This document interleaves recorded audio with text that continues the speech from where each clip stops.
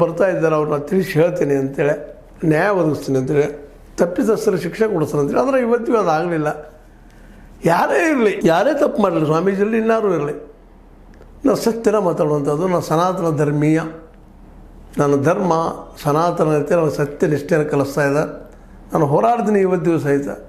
ಅದು ನಮ್ಮ main media ಮುಖ್ಯವಾಗಿ ಸತ್ಯವನ್ನು ಹೇಳ್ತಾ ಇಲ್ಲ, ಮುಚ್ಚಾಕೋ ಪ್ರಯತ್ನ ಮಾಡ್ತಾ ಇದೆ.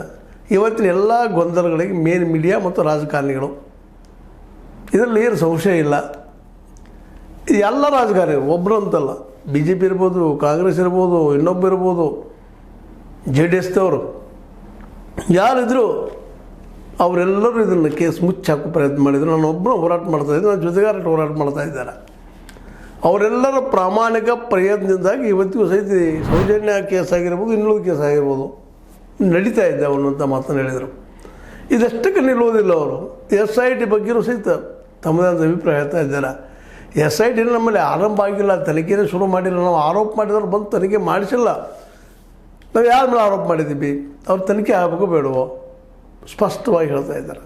ಇದೆಲ್ಲರೂ ಮಂಜುನಾಥ ಸ್ವಾಮಿ, ಅಣ್ಣಪ್ಪ ಸ್ವಾಮಿ, ಆ ಊರಿಗೆ ಹೋದ ಪುತ್ತೂರಲ್ಲಿ ಮಾರಂಗೇಶ್ವರ ಸ್ವಾಮಿ, ಇವರೆಲ್ಲರ ಸಾಕ್ಷಿಯಾಗಿ ಹೇಳ್ತಾ ಇದ್ದೀನಿ ನಾನು.